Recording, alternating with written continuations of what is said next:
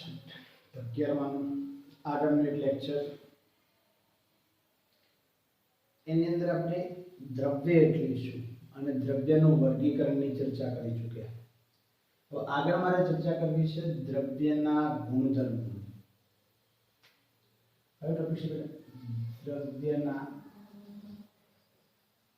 ગુણધર્મો. દ્રવ્યના જો ગુણધર્મોની વાત કરીએ તો દ્રવ્ય જોડે કયા પ્રકારના ગુણધર્મો જોવા મળતા હોય છે? તો દરેક દ્રવ્ય જોડે કોઈ પણ દ્રવ્ય હોય, દરેક દ્રવ્ય જોડે લાક્ષણિક અને વિશિષ્ટ ગુણધર્મો જોવા મળે છે.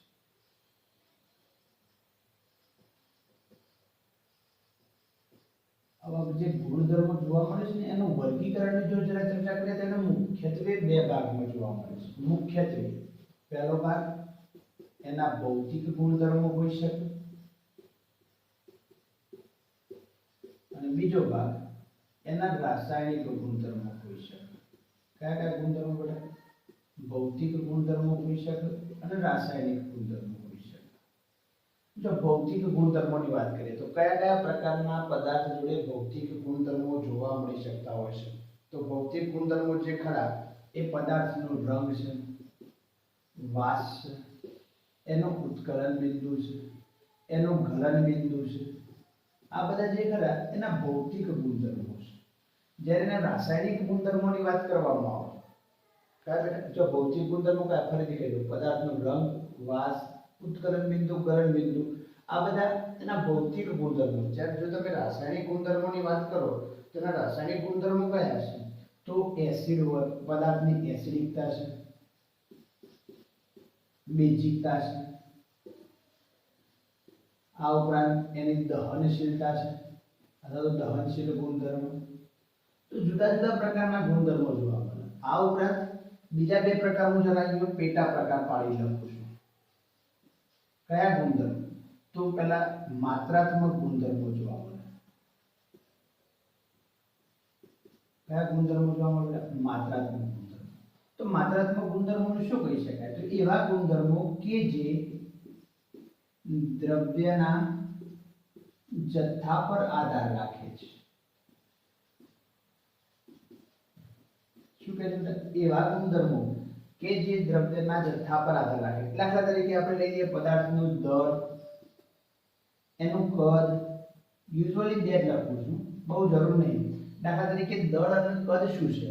તો તમે પદાર્થનો જથ્થો થોડો લેશો તો એનો દળ ઓછો હશે, પણ એ જ પદાર્થનો જથ્થો જો તમે વધુ લેશો તો એનું દળ કેવું જોવા મળશે? વધારે જોવા મળશે. પ્રવાહીમાં એવો ગુણધર્મ છે, તમે થોડું પાણી લઈને કદાચ માપો, કદાચ તો 1 લિટર 2 લિટર હોઈ શકે, પરંતુ ટાંકીમાં ભરેલું પાણી તો દ્રવ્યનો જથ્થો વધી ગયો. તો જથ્થો વધી જાય તેના કદમાં શું થશે? વધારો. કદ અને દળ બંને.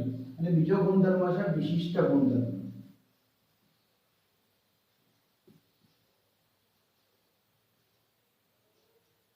વિશિષ્ટ ગુણધર્મોની વાત કરીએ શું છે? એવા ગુણધર્મો કે જે દ્રવ્યના જથ્થા પર આધાર રાખતા નથી. દ્રવ્યના જથ્થા પર આધાર રાખતા નથી. તો શું? દ્રવ્યના જથ્થા પર આધાર નહીં રાખતા, તેના કોના પર આધાર રાખે? તો એના બંધારણ, તેના બંધારણ પર આધાર રાખે છે.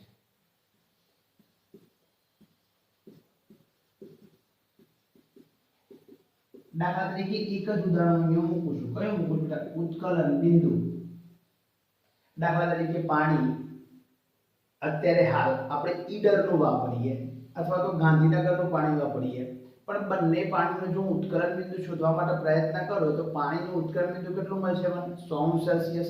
એના ઉત્કલન બિંદુમાં કોઈ ફેરફાર નહીં થાય. સાથે સાથે બીજી એક ઘટના, તમે 100 ml પાણી ઉકાળો તો એ 100°C તાપમાને ઉકળે, અને 1000 લિટર પાણીને ઉકાળવા માટે પ્રયત્ન કરો તો એ પાણી પણ કેટલા? 100°C તાપમાને જ ઉકળવાનું છે. એનો મતલબ શું થઈ ગયો? દ્રવ્યના જથ્થા પર આધાર રાખતા નહીં. તમે 100 ml લો છો કે 1000 લિટર લો છો, એના સાથે એને કોઈ ફેરફાર થતો નથી. એ માત્ર કોના પર આધાર રાખે છે? તો એના બંધારણ, વિશિષ્ટ પ્રોપર્ટી છે. તો આ દ્રવ્યના કેટલાક ગુણધર્મો. પણ દ્રવ્યના ગુણધર્મો સાથે સાથે દ્રવ્યના એકમો ભણવા જરૂરી છે. જો દ્રવ્યના એકમો ભણવા હોય તો એની અંદર શરૂઆતમાં ઘણી બધી મુશ્કેલીઓ ઉત્પન્ન થઈ. આપણે જરા ચોપડીમાં નહીં આપેલો પણ પહેલા એનો ઇતિહાસની વાત કરી લઈએ. અત્યારે હાલ આપણે સીધી જ નવી પદ્ધતિનો ઉપયોગ કરી રહ્યા છીએ, પણ જરા એક ઉદાહરણ લઈએ તો જમીન જુદા જુદા પ્રદેશની અંદર જુદા જુદા એકમોમાં માપવામાં આવે છે. દાખલા તરીકે એક વસ્તુની વાત કરીએ તો ઘણી જગ્યાએ જમીન વીઘામાં મપાય, ઘણી જગ્યાએ ગુંઠામાં મપાય, ઘણી જગ્યાએ એકરમાં મપાય, ઘણી જગ્યાએ હેક્ટરમાં મપાય. તો શું થાય છે? તો આ બધા એકમો જુદા જુદા છે. સપોઝ એકમોની જરૂરિયાત ક્યાં ઊભી થઈ એને સમજવા માટે પ્રયત્ન કરીએ. એનું એક નાનકડું એક ઉદાહરણ લઈએ. સપોઝ જો મીઠું ભારત દેશની અંદર ઓળખાય નામ એનું મીઠું, પણ જો કોઈ એક એવો વૈજ્ઞાનિક છે જે ભારતથી અમેરિકા જાય છે અને અમેરિકા જઈને એમ કે ભાઈ મારે પ્રયોગ માટે મીઠાની જરૂર છે, કોણ આપશે? હા, કોઈ ગુજરાતી હશે, કોઈ ઇન્ડિયન હશે તો એને આપી દેશે. પણ પેલા ભૂરિયા ગાતી વાત કરો તો ભૂરિયા તો મીઠું એટલે ખબર જ નહીં પડવાની. તો શું જરૂર છે બેટા? એક સૂત્રતા તાળવવાની જરૂર છે. દુનિયાની અંદર એક સૂત્રતા જળવાય અને વિશ્વસનીય પદ્ધતિઓ આવે. આ તો એક ઉદાહરણ આપ્યું. એવું બીજું એક ઉદાહરણ લઈએ. ચલો જરા લંબાઈનું એકમ લેવું છે તો લંબાઈ આપણે યુઝ્યુઅલી જુદા જુદા એકમોમાં માપીએ છીએ. ભાઈ મીટરમાં મપાય, સેન્ટીમીટરમાં મપાય, કિલોમીટરમાં મપાય. તો મીટર, સેન્ટીમીટર અને કિલોમીટર એકમો એ વિશ્વસનીય એકમોના રૂપાંતરો છે. તો એ એકમો ક્યાંથી અસ્તિત્વમાં આવ્યા? દાખલા તરીકે વજન જો તમે નક્કી કરવા જાઓ તો આપણે કિલોગ્રામમાં યુઝ્યુઅલી નક્કી કરીએ છીએ, જ્યારે વિદેશની અંદર એને મોટા ભાગે પાઉન્ડ યુનિટની અંદર નક્કી કરવામાં આવતા હોય છે. તો આ બધી મુશ્કેલીઓના નિવારણ માટે ઘણા બધા પ્રયત્નો છે. આપણે એ બધા પ્રયત્નોની ચર્ચા કરવાની નહીં. દાખલા તરીકે આપણે એક આપણી CGMPની 11મી જે સભા હતી એ સભાની અંદર જુદા જુદા એકમોને પ્રમાણ મૂળભૂત એકમો તરીકે સ્વીકારવામાં આવે, પણ એના પહેલાની કેટલીક ચર્ચા કરવી છે કે ભાઈ દુનિયાની અંદર કેટલી પદ્ધતિઓ અસ્તિત્વ હતી. પેલા માપનની પદ્ધતિઓ. તો માપનની પદ્ધતિઓ કઈ હતી? તો પેલા FPS હતી. જો FPS નું આ જે પહેલો જે વર્ડ છે, સોરી અહીંયા જરા લખીએ, માપનની પદ્ધતિઓ FPS. આ જે ખરું ને એ લંબાઈ છે, આ જે ખરું એ દળ છે, અને આ જે ખરું એ સમયનો એકમ છે. પહેલી પદ્ધતિ કઈ હતી? FPS. બીજી કઈ આવી? CGS. ત્રીજી કઈ આવી? MKS. અને ચોથી કઈ આવી? SI. જો આ FPS નો મતલબ કરીએ, F બરાબર ફૂટ એટલે લંબાઈ આવી ગયું, P બરાબર પાઉન્ડ પદાર્થનું વજન અથવા તો દળ, અને S બરાબર સેકન્ડ. એ જ રીતના અહીંયા કયો આવે? સેન્ટીમીટર. અહીંયા કયો આવે એકમ? ગ્રામ. અને યુઝ્યુઅલી પાછો સેકન્ડ. અહીંયા કયો એકમ આવ્યો? મીટર. M બરાબર. અહીંયા કયો આવે બેટા? Kilogram, KG. અને અહીંયા પાછો યુઝ્યુઅલી સેકન્ડ m ના m. અને SI પદ્ધતિનું આખું નામ છે D system, the international units. અને આપણે આજે કીધું ભાઈ 11મી જે સભા થઈ એ 11મી સભાની અંદર એના મૂળભૂત એકમો નક્કી કરવામાં આવ્યા. હવે જરા આપણે મૂળભૂત એકમોની ચર્ચા કરવી છે. આગળ વાત કરીએ તો આપણી જે SI એકમ પદ્ધતિ છે, SI એકમ પદ્ધતિ નામ શું છે? લી સિસ્ટમ ઇન્ટરનેશનલ ડી યુનિટ્સ, જેને શોર્ટ ફોર્મ ની અંદર SI એકમ પદ્ધતિ તરીકે ઓળખવામાં આવતો છે. SI એકમ પદ્ધતિમાં મૂળભૂત 7 એકમો અને ભૌતિક રાશિઓ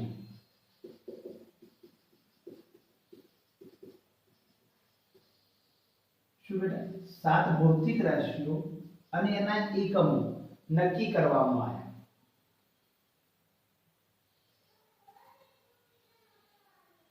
જરા જોડણીમાં કોઈ જગ્યાએ ભૂલ હોય તો માફ કરજો.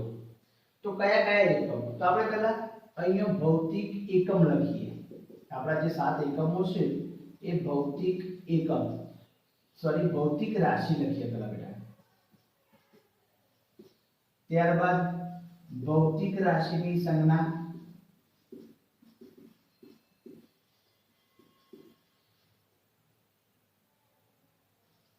ત્યારબાદ ભૌતિક રાશિનો એકમ,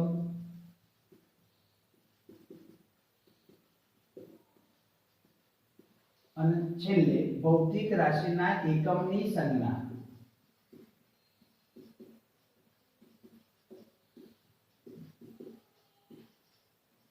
શું કહું છું બેટા જરા?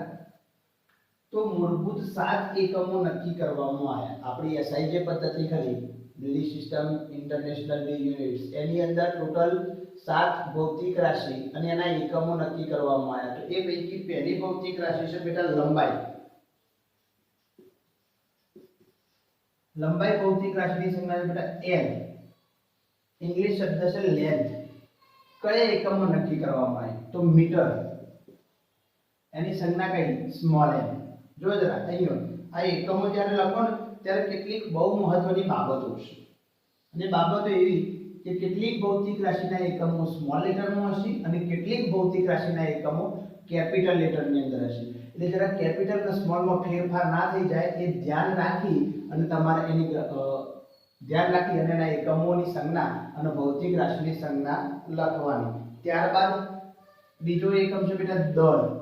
દળને ઇંગ્લિશમાં કહેવાય માસ. સ્મોલ m સંજ્ઞા છે. એના પછી ભૌતિક રાશિનો એકમ દળ મોટા ભાગે કયા એકમો નક્કી કરવામાં આવે? કિલોગ્રામ. તેની સંજ્ઞા કઈ નક્કી કરવામાં આવી? kg. કઈ નક્કી કરવામાં આવી બેટા? kg. જો મેં k સ્મોલ જ લખ્યો છે, k કયો છે બેટા? સ્મોલ જ છે, કેપિટલ નથી, એટલે જરા ધ્યાન રાખીએ. ત્યારબાદ ત્રીજા એકમની વાત કરીએ તો સમય. સમયની ઇંગ્લિશમાં કહેવાય ટાઈમ. તો આજે સંજ્ઞા કરીએ t.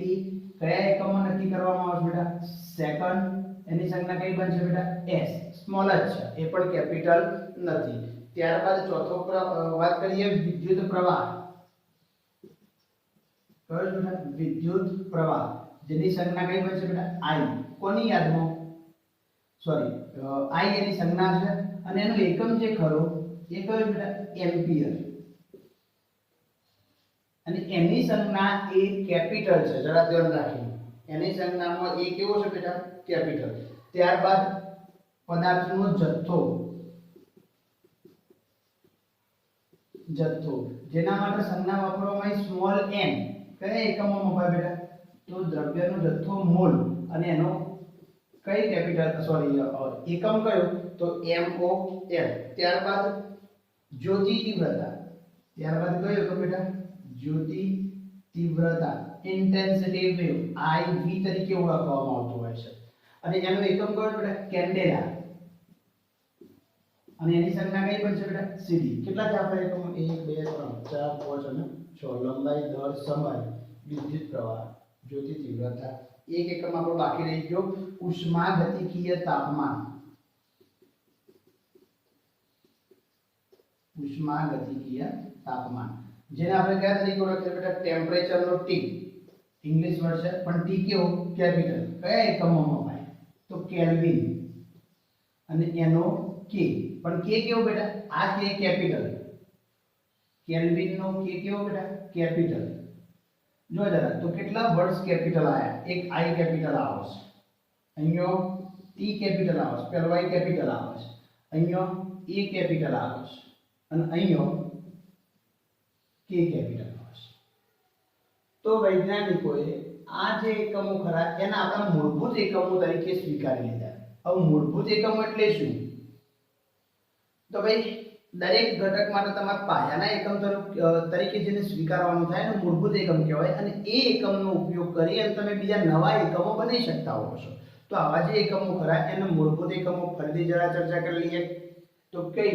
તો એસઆઈ એકમ પદ્ધતિની અંદર Delhi system international d units આખું નામ છે. એની અંદર મૂળભૂત 7 એકમો નક્કી કરવામાં આવ્યા, અને ભૌતિક રાશિ. તો ભૌતિક રાશિ 7 કઈ? તો આપણે આ લખેલી છે, જરા ફરીથી રિવાઇઝ કરી લઈએ. તો પહેલી લંબાઈ જેની સંજ્ઞા સ્મોલ l. ભૌતિક રાશિનો એકમ મીટર અને સંજ્ઞા કઈ બેટા? Small m. ત્યારબાદ બીજો દળ જેને ઇંગ્લિશમાં કહેવાય માસ, તો સ્મોલ m કયા એકમમાં મપાય તો કિલોગ્રામ, તો સંજ્ઞા કેજી, કે સ્મોલ, જી સ્મોલ. ત્યારબાદ સમય, તો સમયને ઇંગ્લિશમાં કહેવાય ટાઈમ, તો એની સંજ્ઞા ટી. એના પછી સેકન્ડ, એનો યુનિટ સંજ્ઞા એસ, એ પણ સ્મોલ. ત્યારબાદ વિદ્યુત પ્રવાહ, તો એની સંજ્ઞા આઈ, એકમ એમ્પિયર, સંજ્ઞા કેપિટલ એ. ત્યારબાદ પદાર્થનો જથ્થો, તો એને કહેવાય એન મોલ, એનો એકમ છે અને સંજ્ઞા કઈ MOL. ત્યારબાદ જ્યોતિ તીવ્રતા, તેની સંજ્ઞા થશે IV, ઇન્ટેન્સિટી વેવ. તીવ્રતા માટેનો એકમ છે ઇન્ટેન્સિટી તીવ્રતા. અથવા તો તમે ટોપિકમાં જ્યોતિ તીવ્રતાની જગ્યાએ પ્રદીપ તીવ્રતા શબ્દ આપ્યો તો એ સાચું છે. એનો એકમ કયો છે કેન્ડેલા, CD એની સંજ્ઞા બનશે. ત્યારબાદ ઉષ્માગતિકીય તાપમાન, તો એની સંજ્ઞા T. કયા એકમની અંદર મપાય કેલ્વિન, અને એનો યુનિટ કયો બનશે કે. જો ધ્યાન રાખવા જેવી બાબતો કઈ કદાચ MCQs માં આપણે પૂછી નાખે કે ભાઈ પહેલો એક ક્વેશ્ચન મૂકું, તાપમાનનો અથવા તો ઉષ્માગતિકીય તાપમાનની ભૌતિક રાશિના એકમની સંજ્ઞા. આપણે ઉદાહરણ મૂકીએ ખબર સીધો ટી, પણ રકમ ના જોઈએ. મેં શબ્દો બોલ્યો ભૌતિક રાશિના એકમની સંજ્ઞા, એટલે મારે આ નહીં જોવાનું ભૌતિક રાશિ સાથે સાથે એનો એકમ. તો એકમ કયો છે બેટા કેલ્વિન, અને એની સંજ્ઞા માંગી છે એટલે કે. એટલે જો ધ્યાન રાખી જોવાનું, તમને ભૌતિક રાશિની સંજ્ઞા માંગે છે કે ભૌતિક રાશિના એકમની સંજ્ઞા માંગે છે. એ બહુ મહત્વની વસ્તુ બની રહે છે, અને એ બંને વસ્તુનો જન્મ રાખી અને જરા પ્રશ્ન પૂછાય તો એને એપ્લાયડ કરી લેવાનું. ત્યારબાદ વાત કરીએ તો આપણે આગળ ભણ્યા કે ભાઈ આ 7 એકમો નક્કી કરી દેવામાં આવ્યા. દાખલા તરીકે હું એક લઈ લઉં, પહેલો જ એકમ લઈ લઉં મીટર, લંબાઈનો એકમ મેં નક્કી કર્યો 1 મીટર. પણ 1 મીટર વૈજ્ઞાનિકોએ માપ્યું કઈ રીતે? આમ હાથ લોબો કર્યો જેટલો 1 મીટર ના બેટા. એના માટે કેટલીક બાબતોનો સહારો લેવો પડે. દાખલા તરીકે દળનો બીજું એક ઉદાહરણ લઈએ તો 1 કિલોગ્રામ એટલે એવું વૈજ્ઞાનિકો ખબર પડી માટી મૂકી દીધી, એનું જે વજન થાય એને 1 કિલોગ્રામ નહીં. એના માટે કેટલાક ધારાધોરણો નક્કી કરવામાં આવ્યા, અને એ ધારાધોરણોના આધારે લંબાઈ, એના પછી દર, એના પછી સમય, આ જુદી જુદી જે આપણે પ્રકાશની તીવ્રતા, મોલ, દ્રવ્યનો જથ્થો, ઉષ્માગતિકીય તાપમાન, એ દરેક વસ્તુ નક્કી કરવામાં આવી છે. તેને જરા સમજવા માટે તમે ચોપડીમાં પુસ્તક આપેલું છે, પણ એ પુસ્તક માત્ર મારા મત અનુસાર જાણ માટે છે. તો આપણે જરા કેટલીક બાબતો અહીંયા ધ્યાન રાખીએ. તો શું કરવામાં આવ્યું? દળ અને લંબાઈ નક્કી કરવા માટે, દળ અને લંબાઈ બંને માટે આ એક કરેલો પ્રયોગ છે. તો વૈજ્ઞાનિકોએ શું કર્યું? તો પ્લેટિનમ અને ઇરિડિયમ આ બે ધાતુઓ છે. કઈ બેટા? પ્લેટિનમ અને ઇરિડિયમ, એનો એક નળાકાર બનાવ્યો, અને આ નળાકારનું જે દળ ખરું ને એને 1 કિલોગ્રામ તરીકે પ્રમાણભૂત તરીકે સ્વીકારી લીધું.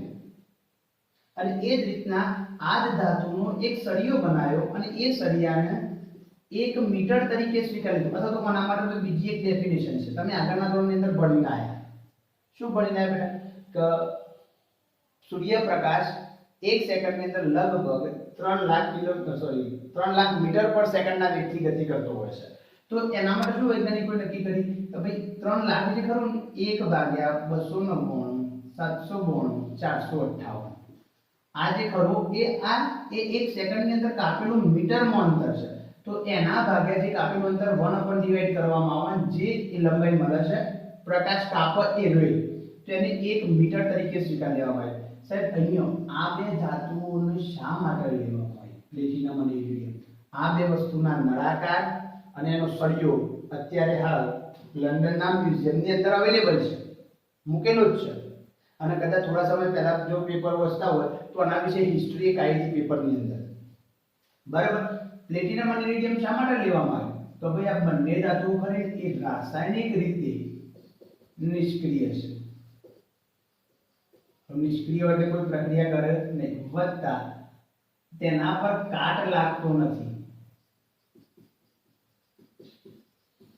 હવે એક પ્રશ્ન આપણે પૂછીએ, પ્રશ્ન એવો પૂછું બેટા, લોખંડમાંથી લોખંડનો કાટ બની જાય તો લોખંડનું વજનમાં શું થાય? તો યુઝ્યુઅલી બધાના મગજમાં એક જવાબ આવે, સાહેબ વજન ઘટી જાય. લોખંડમાંથી કાટ બની જાય તો આપણા મગજમાં એક જવાબ આવે, લોખંડનું વજન ઘટી જાય. ખરેખર ઉલટી પ્રક્રિયા છે. લોખંડના કાટ લાગવાના કારણે લોખંડનું વજન ઘટવાની જગ્યાએ વધી જાય. વાક્ય જો જરા સમજો, તો Fe દાખલા તરીકે હું એનું પરમાણુ દર જેટલું સરાઉન્ડિંગ વજન લઈ લઉં 56 અને 2 ગ્રામ લઈ લઉં, સોરી 2 મોલ લઈ લઉં તો 56 × 112 ગ્રામ થાય અને એ ઓક્સિજન જોડે પ્રક્રિયા કરે તો એનો કાર્ડ બનાવો કયો બેટા Fe2O3 તો એ સરાઉન્ડિંગ 1.5 લખી દો તો Fe નું વજન કેટલું હતું 112 ગ્રામ અને અહીંયા 3 ઓક્સિજન ઉમેરવાના તો 112 + 48 તો સમથિંગ 160 ગ્રામ થઈ જશે. જો જરા 112 માંથી લોખંડનું વજન આપણે કેટલું લીધું 112 પણ એમાંથી કાટ બને તેનું વજનમાં શું થઈ ગયું વધારો. તો અહીંયા જો એવી ધાતુ નક્કી કરી હોય આપણે લોખંડનો નળાકાર તો એનું ભાઈ કાટ લાગવાથી એનું વજન બદલાઈ જાય તો 1 કિલોગ્રામ જે આપણે ચોક્કસ નક્કી કર્યું એ નક્કી ચોક્કસ રોજ નહીં. તો એ ના થાય એના માટે કઈ બે ધાતુ બેટા પ્લેટિનમ અને ઇરિડિયમ બંને ધાતુઓ ખૂબ જ કિંમતી અને મોંઘી છે. પ્લેટિનમ જેને વ્હાઇટ ગોલ્ડ તરીકે ઓળખવામાં આવતો હોય છે અને ઇરિડિયમ જે ધાતુ કરી એ મોટા ભાગે સ્પેસ શટલો ખરા એ સ્પેસ શટલોના નિર્માણની અંદર એનો ઉપયોગ કરવામાં આવતો છે બહારના ભાગ ઉપર ખૂબ જ મજબૂત પડ બનાવવા માટે. તો આ યુઝ્યુઅલી જાણ ખાતરની મેં માહિતી હતી અને તમારે કોઈ બહુ એટલી બધી આપેલી નથી પણ તમારી ચોપડી મેં પુસ્તક આપેલું છે ને એ ખાલી એકવાર જાણ ખાતર વચ્ચે દેવું ભાઈ આ બધા એકમો જે નક્કી કર્યા એ કઈ રીતના નક્કી કર્યા. હવે ત્યારબાદ મારે વાત કરવી છે એકમોનું કન્વર્જેશન. તમે જો કે આ ભણીને આવ્યા છો 10મા ની અંદર ચેપ્ટર નંબર નેનો ટેકનોલોજી ની અંદર થોડા આવા રૂપાંતરો તમને આપેલા હતા પણ જો એકમોના રૂપાંતરની જો વાત કરવી હોય ને તો મારે એના પ્રત્યયનો પૂર્વકો કેટલીક સંજ્ઞાઓ એની માહિતી મારા જોડે હોવી જોઈએ. તો પહેલા આપણે એ માહિતી ક્લિયર કરીએ અને ત્યારબાદ આપણે આગળ વાત કરીએ.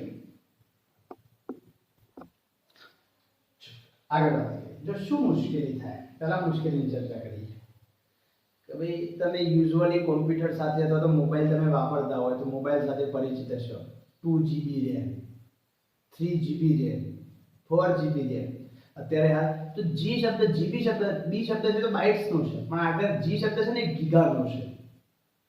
તમારે સંખ્યાઓ લોબી ના બોલવી પડે ને એના માટે વૈજ્ઞાનિકોએ કેટલાક પૂર્વવર્ગોનો ઉપયોગ કર્યો. તો પહેલા આપણે જરા શરૂઆત કરી લઈએ. પહેલા ઋણ વીજભાર સોરી માઈનસ ઘાતો મૂલ્ય બહુ ઓછું હોય ને એ સંજોગોની અંદર કોનો ઉપયોગ થાય અને એને કઈ રીતના લખી શકાય તો આપણે જરા વાત કરી લઈએ.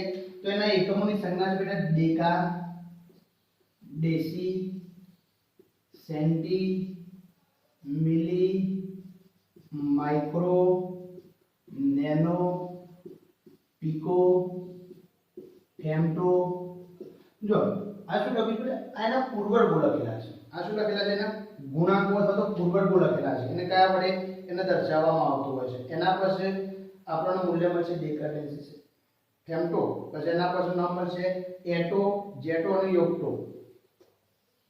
એટો જેટો અને યોક્ટો આ જે ખરા એ નામ પણ ડેકા એટલે શું તો 10 ડેસી એટલે 10 ની -1 ઘાત સેન્ટી એટલે 10 ની -2 ઘાત મિલી એટલે 10 ની -3 ઘાત માઇક્રો એટલે 10 ની -6 ઘાત નેનો એટલે 10 ની -9 ઘાત પીકો એટલે 10 ની -12 ઘાત ફેમ્ટો એટલે 10 ની -15 ઘાત. જો આ જે સંજ્ઞાઓ લખી છે ને એ આપણે એના પૂર્વવર્ગો માટે વાપરવામાં આવે છે. દાખલા તરીકે તમે અંતરમાં ભાઈ સેન્ટીમીટર તો સેન્ટીમીટર એટલે વાસ્તવમાં શું કહે 10 ની -2 ઘાત મીટર એવા શબ્દનું પ્રયોજન કરવામાં આવતું હોય છે. ત્યારબાદ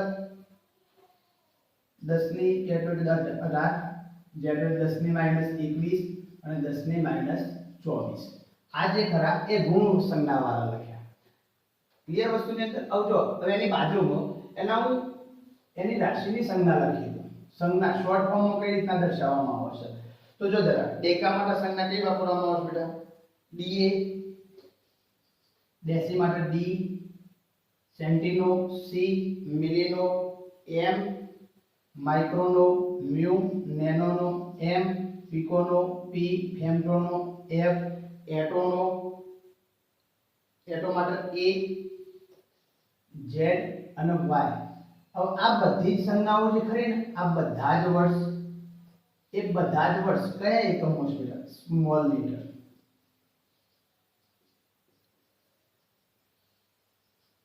કયા ભાગમાં છે સ્મોલ લીટર એટલે એનો મતલબ શું કહી શકાય ભાઈ આ બધા જ એકમો જે ખરા એ સ્મોલ છે કોઈ જગ્યાએ કેપિટલ નો ઉપયોગ કરવામાં આવતો નથી.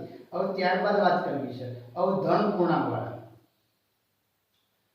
આ જરા ક્લિયર. હવે ધન પૂર્ણાંક વાળા જો એકમો લખીએ આપણે તો ધન પૂર્ણાંક ની અંદર આપણે એકમો બાજુમાં લખીએ તો જરા જોઈ લઈએ. તો પહેલા વાત કરશું ડેકા, એના પછી hecto, kilo, mega, giga, Terra, પેટા, ફેમટા, એટા, જેટા, યોગટા. આ જે ખરા એના એકમો છે. હવે એની અંદર જરા ધ્યાન રાખીએ તો એના મૂલ્ય પહેલા લખી રાખીએ. તો એના મૂલ્ય શું થશે? તો હેક્ટર એટલે 10 ની 2, 10 ની 3, 10 ની 6, 10 ની 9, 10 ની 12, 10 ની 15 ઘાત 10 સોરી કોઈ જગ્યાએ ભૂલ થઈ. યસ, 1 મિનિટ હવે.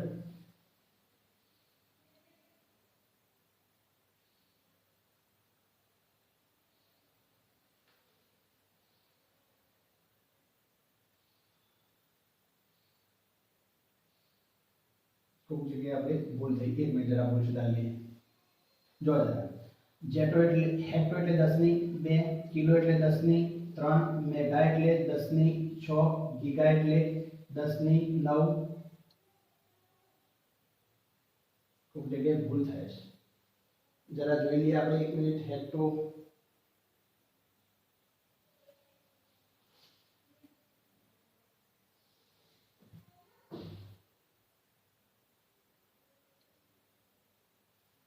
સોરી, હા અહીંયા ભૂલ થઈ. ચાલો બેટા લખો. Hecto, kilo, mega, giga, Terra, પેટા. હા ઓકે, અહીંયા ભૂલ થઈ છે. તો 10 ની 9, 10 ની 12, 10 ની 15, એટા એટલે 10 ની 18 ઘાત, જેટા એટલે 10 ની +21 ઘાત અને અહીંયા 10 ની 24 ઘાત. સોરી હો બેટા, અહીંયા મારે લખવામાં ભૂલ થઈ છે થોડી. તો એના જરા આપણે જોઈ લઈએ. તો આ એના ધન પૂર્વગુણા એકમો છે. હવે જો ધન પૂર્વગુણા એકમો અહીંયા જરા જોઈએ તો એના સંજ્ઞાઓ મારે જોવું છે. તો સંજ્ઞાઓની અંદર શું યાદ રાખવાનું છે? તો એની અંદર એક વસ્તુ યાદ રાખવાની છે. અહીંયા h અને k આટલા સુધી કિલો થી તે જે નીચેના બધા જ એકમો ખરા ને માઈનસ સુધીના, અહીંયાથી આ બધા જ એની સંજ્ઞાઓના સ્મોલ લેટર્સ. મેગાનો કેપિટલ M, જોજો જરા કેપિટલ M, ગીગાનો કેપિટલ G, ટેરાનો કેપિટલ T, અહીંયા P, એટાનો કેપિટલ A, જેટાનો કેપિટલ Z અને યોગટાનો કેપિટલ Y. તો આ એના શું થઈ જાય બેટા? એકમો અને એની સંજ્ઞાઓ થઈ જાય. સોરી, એટાનો કેપિટલ E આવશે. સોરી હો, આ તો જે ખરા એના શું થઈ જાય બેટા? એકમો થઈ જાય. તો આ એકમોના કન્વર્ઝેશનોની અંદર બહુ મહત્વની જરૂર પડશે. હવે આનો ઉપયોગ કરી અને એકમોને કન્વર્ટ કઈ રીતના કરી શકો એને જરા જોઈએ.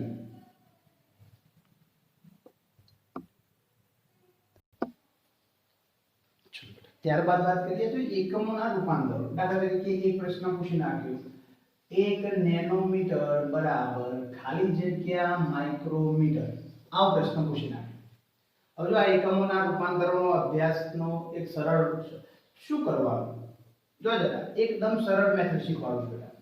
ઘણાને રૂપાંતરમાં મુશ્કેલી પડે છે અને મુશ્કેલી પડતી હોય તેનું નિરાકરણ મેળવી શકાય. એકદમ સરળ મેથડ છે. આપણને કેટલાક વસ્તુની માહિતી ખબર હોવી જોઈએ. ભાઈ નેનો એટલે એક સાદુરૂપ આપું. જોજો જરા આ જગ્યા આપણે બાકી જવા દઈએ છીએ. તો નેનો એટલે કેટલા લખાય બેટા? 10 ની -9 ઘાત બરાબર. હવે માઇક્રોન આપણે હાલ એમને એમ રાખીએ. સોરી, માઇક્રો એટલે 10 ની -6 ઘાત. આ મીટર ને એમના એમ જ રાખું છું. હવે આ જે આ પદ છે ને એને આ બાજુ લાવું છું. તો અહીંયા શું થશે? એક તો સહગુણાંક છે. સહગુણાંક લગભગ ના લખો કોઈ ફેરફાર થવાનો નથી. તો 10 ની -9. હવે આ પદ અહીંયા ગુણાકારમાં છે. આ બાજુ લાવું તો શું થાય બેટા? ભાગાકારમાં. 10 ની -6 બરાબર ખાલી જગ્યા મીટર. હવે જો આ -6 નો ઉપર લઈ જાઓ એટલે શું થઈ જાય બેટા? +6. એટલે 10 ની -9 ગુણ્યા 10 ની +6 બરાબર ખાલી જગ્યા મીટર. અને તમે ભણી રહ્યા ભાઈ આધાર સરખો હોય તો ઘાતનો શું થાય બેટા? વચ્ચે ગુણાકારનું ચિહ્ન, આધાર સરખો, ગુણાકારનું ચિહ્ન તો ઘાતનો સરવાળો. -9 + 6 તો 10 ની -3 ઘાત ખાલી જગ્યા મીટર. એટલે એની અંદર શું મૂકી દેવાનું બેટા? સીધો જ 10 ની -3 ઘાત. આ જે જવાબ આવે એ મૂકી દેવાનો અંદર. સાહેબ સાચો ગણ્યો ખોટો ગણ્યો એમને તારો મેળવી શકાય. જો જરા તારો મેળવે, તારો કઈ રીતના મેળવી શકાય? તો આ બાજુ લખીએ ભાઈ 1 નેનોમીટર બરાબર આપણો જવાબ આવ્યો 10 ની -3 માઇક્રોમીટર. હવે જો જરા અહીંયા મૂકીએ તો ભાઈ 1 તો એમને એમ છે તો 10 ની -9 એમને એમ રાખીએ. અહીંયા શું લખીએ બેટા 10 ની -3 માઇક્રો એટલે શું થાય 10 ની -6 અને પાછળ મીટર એ આપણે એમના એમ રાખીએ તો 10 ની -9 મીટર. હવે જો આધાર સરખો આ શું મેળવે છે આપણે તાળો મેળવે છે. આપણો જવાબ સાચો છે કે ખોટો છે તો આધાર સરખો ગુણાકારનું ચિહ્ન તો ઘાતનો સરવાળો તો 10 ની -9. આ બંને પદોના મૂલ્યો જો તમને સમાન મળી જાય તો તમારે સમજી લેવાનું કે તમે ગણેલો દાખલો કેવો છે સાચો છે. દાખલા તરીકે એક વસ્તુ લખી લે આપણે અહીંયા લખું ભાઈ 1 કિલોમીટર બરાબર ખાલી જગ્યા સેન્ટીમીટર આવું લખ્યું 1 કિલોમીટર બરાબર ખાલી જગ્યા સેન્ટીમીટર. તો મારીનો જવાબ લાવવો છે તો જો જરા 1 કિલોમીટર લઈશું તો એક તો એમને આ સંખ્યા તો આપણે લાવવાની જરૂર નહીં અને હોય તો એમને એમ રાખવાની બીજી કોઈ આપેલી હોય તો એને આપણે મૂકીશું. કિલો એટલે 10 ની 3 મીટર બરાબર ખાલી જગ્યા સેન્ટી એટલે 10 ની -2 મીટર. હવે આ 10 ની 3 એમના એમ રાખીએ મીટરમાં અને સેન્ટીના આ બાજુ લાવો એટલે શું થાય બેટા 10 ની -2 બરાબર ખાલી જગ્યા મીટર. હવે -10 ઉપર લેજો એટલે શું થઈ જાય પ્લસ થઈ જાય એટલે 10 ની -3 ગુણ્યા 10 ની +2 બરાબર ખાલી જગ્યા મીટર. હવે આધાર પાછો સરખો ગુણાકારનું ચિહ્ન તો ઘાતનો સરવાળો તો 10 ની 5 આટલો આપણે ખાલી જગ્યા મીટર એટલે ખાલી જગ્યામાં આપણે કેટલા મૂકવાના થશે 10 ની 5. હવે સાચો ગણ્યો ખોટો ગણ્યો હવે એ જોવું છે તેનો તાળો મેળવી લઈએ. તો તાળો મેળવવા માટે ફરીથી આપણે એક કોન્સેપ્ટનો ઉપયોગ કરીશું કે ભાઈ 1 કિલોમીટર બરાબર ખાલી જગ્યા સેન્ટીમીટર. તો 1 ની એમને એમ રાખીએ એટલે કિલો એટલે 10 ની 3 મીટર. હવે જો આપણે જવાબ શું લાવ્યા 10 ની 5 તો 10 ની 5 ગુણ્યા સેન્ટી એટલે 10 ની -2. હવે આ તો એક તો લખવાનો કોઈ મતલબ જ નહીં મીટર. હવે જો આધાર સરખો ગુણાકારનું ચિહ્ન તો ઘાતનો સરવાળો 10 ની 3 મીટર. આ બંને જવાબો જો તમારા સરખા મળી જાય તો તમે કરેલું રૂપાંતર એ કેવું છે બેટા સાચું છે. જરા પ્રયત્ન કરજો. આ એકદમ શોર્ટેસ્ટ મેથડ છે ભાઈ. આ પૂર્વક હોય એટલે બરાબર ની પેલવાટ લઈ જવાના જે જવાબ આવે ખાલી જગ્યા મૂકી દેવાનો એકદમ સરળ મેથડ. તો આની મદદથી તમે ઉપયોગ કરી શકશો. આગળ વાત કરીએ બેટા તો આપણે કેટલીક ભૌતિક રાશિઓની ચર્ચા કરીને એ ભૌતિક રાશિઓમાંથી કેટલાક આપણને એકમો આપેલા છે. તો એ પૈકી પહેલું આપણે વાત કરી છે દળની. તો દળ શું હોઈ શકે પદાર્થમાં રહેલા દ્રવ્યના જથ્થાને શું કહેવામાં આવશે દળ કહીએ છીએ. જો દળ અને વજનમાં ઘણો બધો ફેરફાર છે પણ વજન શું છે તો પદાર્થ પર લાગતા ગુરુત્વાકર્ષણ બળને શું કહે છે બેટા વજન કહે છે. આ ગુરુત્વાકર્ષણ બળ જે લાગે છે એને પદાર્થને શું કહેવામાં આવતું હોય છે વજન તરીકે ઓળખવામાં આવતું હોય છે. હવે અન્ય જરા જોઈએ તો બંને જો દળ અને વજનનો ફેરફાર. તો દળ જે ખરું ને એ અચળ રાશિ છે પણ વજન બદલાઈ શકે છે.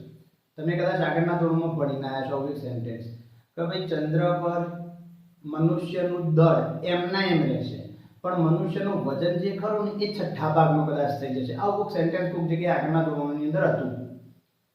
તો દળ નક્કી કરવા માટે કોનો ઉપયોગ થાય છે તો ભાઈ ચોક્કસ દળ નક્કી કરવા માટે ભૌતિક તુલાનો ઉપયોગ કરવામાં આવશે. કોણ બેટા ભૌતિક તુલા એક પ્રકારનું ઇન્સ્ટ્રુમેન્ટ છે. કદાચ મોટા ભાગના જોયું હશે તમે સોનીની દુકાને જ્યાં છો તો અત્યારે હાલ ડિજિટલ બેલેન્સ આવી ગયા. અત્યારે હાલ તો શું છે બેટા ડિજિટલ બેલેન્સ પણ પહેલાના જમાનાની અંદર ભૌતિક તુલાઓ આવતી હતી. હવે પેલા બે પલ્લા સાદી ભાષામાં કહે ત્રાજવું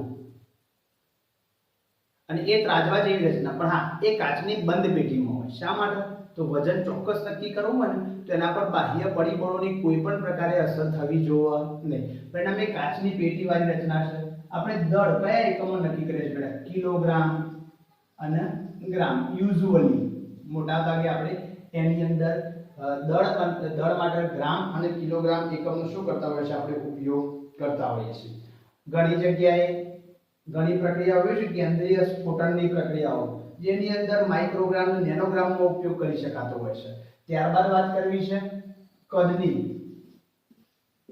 તો કદ બરાબર શું તમે આગળના ધોરણમાં ભણીને ભાઈ LBH લંબાઈ ગુણ્યા પહોળાઈ ગુણ્યા ઊંચાઈ. હવે જો દળ એ મૂળભૂત રાશિ હતી પણ કદ મૂળભૂત રાશિ નથી. તો લંબાઈ ગુણ્યા પહોળાઈ ગુણ્યા ઊંચાઈ. હવે પહેલા એનો યુનિટ નક્કી કરી દો. ભાઈ લંબાઈ શામાં મપાય? મીટરમાં. પહોળાઈ એ શામાં મપાય? મીટરમાં. અને ઊંચાઈ એ મીટરમાં. તો યુઝ્યુઅલી એકમ કયો હશે બેટા? Metre cube. પણ મીટર ક્યુબ વાપરવું જરૂર નહીં. એના નાના એકમો જે ખરા એ નાના એકમોમાં રૂપાંતરિત કરી શકાય. કયો એકમ બેટા? Centimetre cube. આ એના યુઝ્યુઅલી એકમો છે. પણ આપણે કદને કોદારો મીટર ક્યુબમાં માપ્યું ના. આપણે કદને કોદારો યુઝ્યુઅલી મીટર ક્યુબ અથવા તો સેન્ટીમીટર ક્યુબમાં નહીં માપતા. આપણે તો શું કહીએ છીએ કદ માપવા માટે?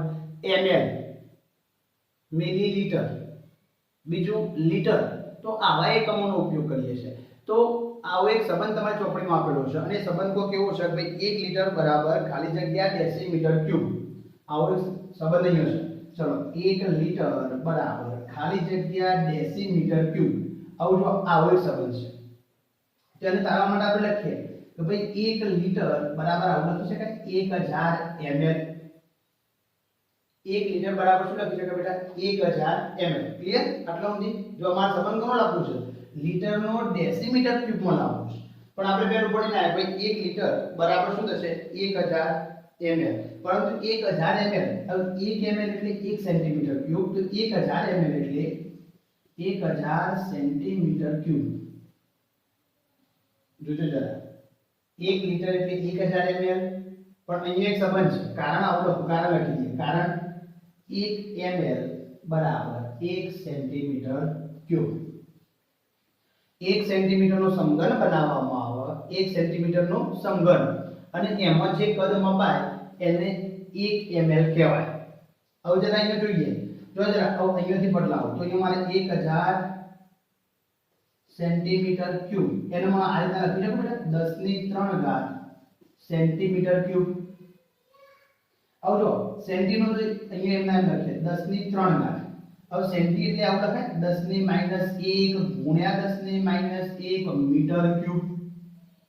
સમજો જરા. સેન્ટીમીટર માટે આપણે આવું લખી નાખીએ સેન્ટીમીટર 10 ની -2 અને 10 ની -2 નો મારી રીતના લખી જ શકું. કઈ રીતના?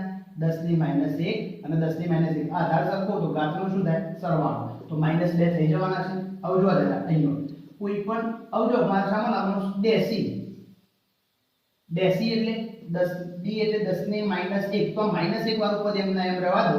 તો આ -1 નું મારે સાદુરૂપ આપવાનું થાય. -1 ઘાતનું. તો ઘાત નીકળે તો આ પદનું સાદુરૂપ આપો તો આ 10 ની -1 આ ઘન લઈને નીકળે. 10 ની -1 કૌંસ બાર એનો ઘન અને આ 10 ની -1 ઘાત બરાબર લખી દો ડેસીમીટર. શું લખાય બેટા? ડેસીમીટર. અને પાછળ ક્યુબ એમના n આ મીટર ક્યુબનો. હવે જો જરા અહીંયા ધ્યાન રાખજો. હવે 10 ઘાતની ઘાતનો નિયમનો ઉપયોગ કરો. 10 ની 3 ભાઈ ઘાતની ઘાતનો નિયમ તો શું થાય? બંનેનો ગુણાકાર. તો 10 ની -3 ઘાત ડેસીમીટર ક્યુબ. હવે આધાર સરખો તો ઘાતનો સરવાળો એટલે 10 બરાબર શું લખી શકાય? 10 ની 0 ઘાત ડેસીમીટર ક્યુબ. અને તમે આગળના મળીને આવે કોઈ પણ ની 0 ઘાત બરાબર શું લખાય? 1 ડેસીમીટર ક્યુબ. તમારી ચોપડીમાં ડાયરેક્ટ લખીને આપી દીધું છે. ભાઈ 1 લીટર બરાબર 1000 ml બરાબર 1 સેન્ટીમીટર ક્યુબ બરાબર 1 ડેસીમીટર ક્યુબ. ક્લિયર વસ્તુની અંદર આવડશે? ચલો આગળના એકમની વાત કરીએ. ચલો આગળનો એકમ છે ઘનતા. તો ઘનતા બરાબર શું લખી શકાય? દળ ભાગ્યા કદ. હવે જો આપણે 11 સાયન્સ માં હવે વ્યાખ્યાઓ ને એકમો બધું ગોખવાનું નહીં કે ભાઈ ઓનો એકમ આવે. દાખલા તરીકે ભાઈ મારો વેગની વ્યાખ્યા શીખવી છે તો વેગ બરાબર તમે આ સૂત્ર ભણીને આયા અંતર ભાગ્યા સમય. જો જરા આ બહુ હિન્ટ વાળી વસ્તુ છે. સમજો આ બહુ હિન્ટ વાળી વસ્તુ છે. તો વેગની વ્યાખ્યાની વાત કરું તો કોઈ પણ પદને વ્યાખ્યાયિત કરવા માટે નીચેનું પદને એકમ તરીકે લઈ લેવાનું. છેદનું પદ જે ખરું એને શું કરવાનું? એકમ તરીકે. તો શું લખાય? એકમ સમયમાં. સમય કેટલો બેટા? એકમ સમયમાં પદાર્થે કાપેલા અંતરને શું કહેવાય બેટા? વેગ કહેવાય. તો એ રીતના અહીંયા મારે ઘનતાની વ્યાખ્યા લખી છે. જો બધી જ વ્યાખ્યાઓ આ રીતના તમે ડેફિનેશન આપી શકશો. તો અહીંયા ઘનતાની વ્યાખ્યા લખી શું લખાય? તો એકમ કદમાં સમાયેલા દળને શું કહેવામાં આવે છે બેટા? ઘનતા કહે છે, જેની સંજ્ઞા કઈ બનશે? ડી. તો ઘનતા બરાબર શું લખાય? આપણે લખીએ તો ભાઈ દળ ભાગ્યા કદ. તો દળનો એસઆઈ એકમ કયો બેટા? કિલોગ્રામ. અને કદનો એસઆઈ એકમ એસઆઈ એકમ લખો તો મીટર ક્યુબ. કદનો એસઆઈ એકમ કયો છે? Metre cube. આપણે આગળ સાબિત કર્યો છે. તો આ શું થઈ ગયું? તો જો દળ મૂળભૂત રાશિ હતી, આ ઉપજાવેલ રાશિ હતી, તો આ ઘનતા કયો એકમ બનશે? ઉપજાવેલો એકમ. પણ કિલોગ્રામ પર મીટર ક્યુબ ખરો ને, એ બહુ મોટો એકમ છે. પરિણામે વૈજ્ઞાનિકો આપણે યુઝ્યુઅલી ઘનતાનો એકમ જે ખરો એના નાના એકમ કિલોગ્રામને ગ્રામમાં લખવું અને મીટરને શામાં લખવું બેટા? સેન્ટીમીટરમાં. તો આપણે યુઝ્યુઅલી કયો એકમ વાપરશું? ગ્રામ પર સેન્ટીમીટર ક્યુબ. તો આટલો આપણો એકમની અંદર આપેલું છે. ક્લિયર? ચલો ઓકે. ત્યારબાદ આગળના એકમની વાત કરીશું બેટા, તાપમાન. તો તાપમાન માપવા માટે આપણે વ્યવહારની અંદર સેલ્સિયસ એકમનો ઉપયોગ કરીએ છીએ, પરંતુ એના 3 એકમો છે. કયા બેટા? ફેરનહીટ, અંશ સેલ્સિયસ અને કેલ્વિન. કયા કયા એકમો છે બેટા? ફેરનહીટ, સેલ્સિયસ અને કેલ્વિન. કેલ્વિન જે ખરો એ તાપમાનનો એસઆઈ એકમ છે. એ બધાના સંબંધો મેળવવા છે. તો પહેલા મારે સંબંધ મેળવવો છે ફેરનહીટ અને સેલ્સિયસનો. તો ફેરનહીટ બરાબર 9.5 સેલ્સિયસ વત્તા 32. આવું એક સૂત્ર છે, અથવા તો આવું ના વાપરવું હોય તો આપણે આવું લખી શકીએ, ફેરનહીટ બરાબર 1.8 સેલ્સિયસ વત્તા 32. બરાબર. હવે સૂત્રના આધારે આપણે કેટલીક બાબતો શોધી શકીએ. કઈ? દાખલા તરીકે તમે ફેરનહીટમાંથી સેલ્સિયસમાં જઈ શકો, સેલ્સિયસમાંથી ફેરનહીટમાં. દાખલા તરીકે મારે એક વસ્તુ શીખવી છે કે ભાઈ બરફનું ગલન બિંદુ ફેરનહીટમાં કેટલું? તો મને સેલ્સિયસમાં ખબર છે. બરફનું ગલન બિંદુ અથવા તો પાણીનું ઠાર બિંદુ લખી શકાય ને, અથવા તેની જગ્યાએ આપણે શું લખીએ બેટા? પાણીનું ઠાર બિંદુ કેટલું છે? મને સેલ્સિયસમાં ખબર છે 0 સેલ્સિયસ. તો સૂત્રમાં મારે ફેરનહીટમાં મૂકું તો ફેરનહીટ બરાબર 1.8 સેલ્સિયસ વત્તા 32. પણ સેલ્સિયસ કેટલા છે? 0. તો 1.8 ગુણ્યા 0 વત્તા 32 બરાબર શું થશે? આ તો 0 થઈ જાય એટલે 32. એનો મતલબ ફેરનહીટમાં કેટલું મળશે બેટા? 32 ફેરનહીટ. હવે એ જ રીતના પાણીનું ઉત્કલન બિંદુ શોધવું હોય, એ જ રીતના પાણીનું ઉત્કલન બિંદુ ફેરનહીટમાં શોધવું. સેલ્સિયસમાં ખબર છે કેટલું બેટા? 100 સેલ્સિયસ. તો એ જ રીતના એની કિંમત મૂકો તો ફેરનહીટ બરાબર 1.8 ગુણ્યા 100 વત્તા 32. તો કિંમત મૂકો તો 180 વત્તા 32 લગભગ 212 ફેરનહીટ. अब આ બંનેનો એક એપ્લાઇડ ક્વેશ્ચન આપણી પરીક્ષામાં પૂછાઈ ગયો છે. કયો? તો પ્રશ્ન એવો હતો, કયા તાપમાને ફેરનહીટ અને સેલ્સિયસના મૂલ્યો સમાન બને? તો એના માટે સૂત્રમાં એપ્લાય કરો તો ફેરનહીટ બરાબર સેલ્સિયસ 9.5 સેલ્સિયસ, ગમે તે સૂત્ર વાપરી શકાય. તમે 1.8 પર વાપરો તો કોઈ ફેરફાર થવાનો નહીં. વત્તા 32. શું કહે છે? ફેરનહીટ અને સેલ્સિયસ સમાન. એટલે f બરાબર શું લખી શકાય? કન્ડિશનના આધારે એવું લખાય કે ભાઈ f બરાબર c એ મુકાય તો c બરાબર f એ મુકાય. તો અહીંયા હું c બરાબર f બરાબર c મૂકું તો c બરાબર 9.5 c વત્તા 32. હવે સાદુરૂપ આપું તો જો જરા ગણાવું પડશે. સાહેબ પોચનો હોય લેજે, પણ બેટા ડાયરેક્ટ ના લઈ જવાય ને. કોના લસાની અંદર પોચ નહીં તો આપણે પોચ લસા લેવો હોય તો શું થાય? તો c બરાબર 9 સેલ્સિયસ ભાગ્યા પોચ વત્તા 32 ગુણ્યા પોચ લેવું પડે. સાદુરૂપ આપો તો સેલ્સિયસ બરાબર 9c વત્તા 3/15 ગુણાકાર કેટલું થશે? તો 3/15 500 પોચે 25 સોરી 32 છે ને, સોરી 32 છે. 3/15 પોચ 10 160 ભાગ્યા પોચ. તેના બાજુ લાવો તો આવા પોચના બાજુ લાવો તો પોચ c બરાબર 9c વત્તા 160. તો આવા પદના 160 ના બાજુ લઈ જાઓ, પેલા પેલ બાજુ લઈ જાઓ એટલે માઈનસ થઈ જશે. એટલે સાદુરૂપ એવું આવશે કે 9c માઈનસ 5c બરાબર -160 માટે 4c બરાબર -160 માટે c બરાબર -160 ડિવાઇડેડ બાય 4 માટે c બરાબર -40. તો -40 એક એવું મૂલ્ય બનશે કે જે મૂલ્ય ફેરાડેટ અને સેલ્સિયસના મૂલ્યો કેવા બનશે બેટા? સમાન બનશે. તો કેલ્વિન ત્રીજો એકમ કેલ્વિન જે વાસ્તવમાં એસઆઈ એકમ છે. હવે કેલ્વિનની વાત કરવી હોય તો કેલ્વિન બરાબર સૂત્ર આવું લખવાનું સેલ્સિયસ + 273.15.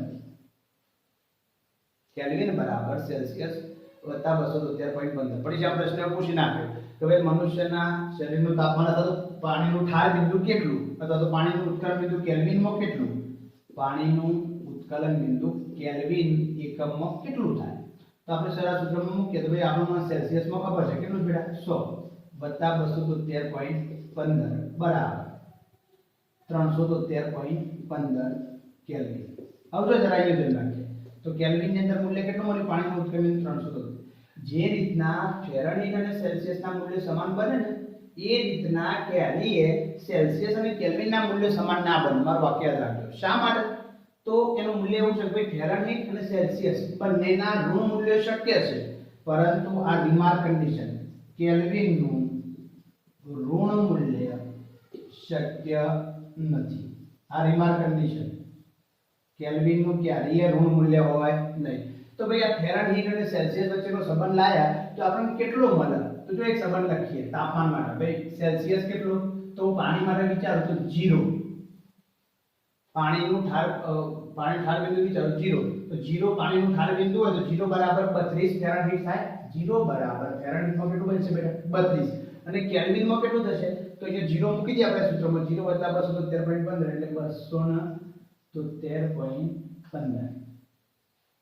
તો આ એક મૂલ્ય થઈ ગયું. કયું મૂલ્ય બેટા? તો 0 સેલ્સિયસ હોય તેના બરાબર 32 ફેરાડેટ થાય. 32 ફેરાડેટ બરાબર 0 સેલ્સિયસ થાય અને 0 સેલ્સિયસ બરાબર કેલ્વિનમાં 273.15 થાય. 273.15 કેલ્વિન બરાબર 32 ફેરાડેટ થાય. ક્લિયર વસ્તુની અંદર? તો આની ઉપયોગિતાઓ આપણે ઘણી બધી રીતના મૂલ્યો અને આપણે હવે જ્યારે આગળના ચેપ્ટરોની અંદર દાખલા આવશે ને ત્યારે એ દાખલાની અંદર માત્ર આપણે તાપમાન એસઆઈ એકમ કેલ્વિનમાં જ ઉપયોગ કરવાનો છે. પણ આ ફેરાડેટનો ઉપયોગ ક્યાં થાય છે તેની જરા ચર્ચા કરી લઈએ. ફેરાડેટ એકમનો ઉપયોગ મોટા ભાગે ડોક્ટરો પોતાના તાવ માપક થર્મોમીટરની અંદર કરતા હોય છે. ડોક્ટર જોડે જે થર્મોમીટર છે તાવ કેટલો છે એ નક્કી કરવા માટે આ એકમનો ઉપયોગ કરવામાં આવતો હોય છે. ક્લિયર? ઓકે.